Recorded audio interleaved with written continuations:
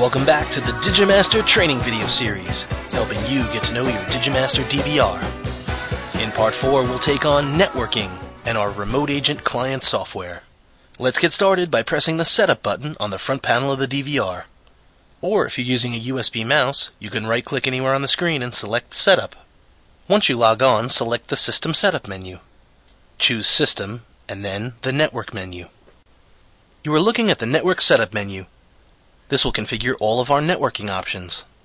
By default, the DVR system will ask the router for an IP address upon startup.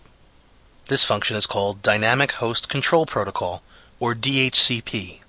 If the DVR successfully pulls an IP address from the router, then we won't need to make any changes.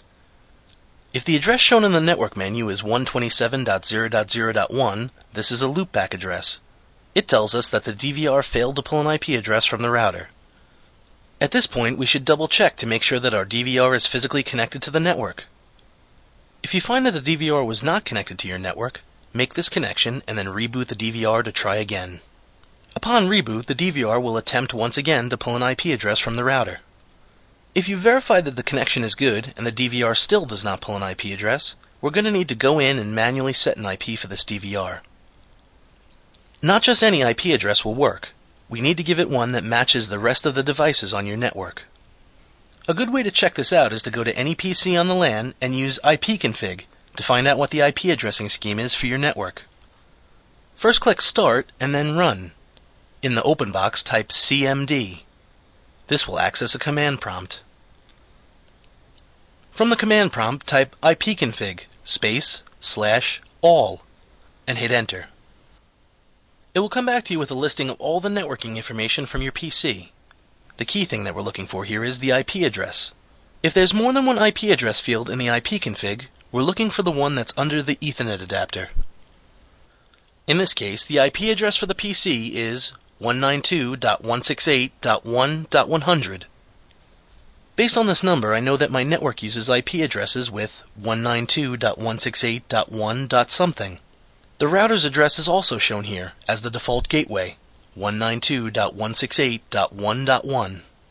So in order to use my DVR on the same network as my router and my PC, I'll need to manually set an address on the DVR using 192.168.1.something. So getting back to our network menu, first I'll uncheck the DHCP setting. Without this, the DVR will try to pull another IP address upon reboot, and will lose whatever changes I make. Once you uncheck DHCP, go in and change the numbers of the DVR's IP address. Let's use 192.168.1.99. We match the first 3 digits with the other devices that are on our network, and the last digit should be unique. Most routers will give out addresses starting with the number 100.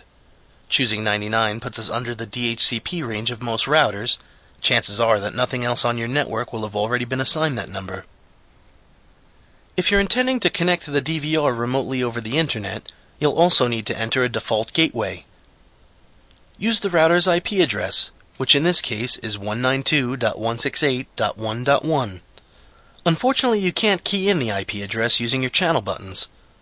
You'll have to use the Enter button to select each field, and use the up and down arrow keys to adjust the numbers. Once we've made our changes to the network menu, go down and click the Apply button. The DVR will need to reboot in order to save your new network settings. After the DVR reboots, let's go back to the network menu to make sure that our settings are correct. We'll see that the IP address was saved correctly. Now let's try to connect to our DVR locally using a PC on the local area network.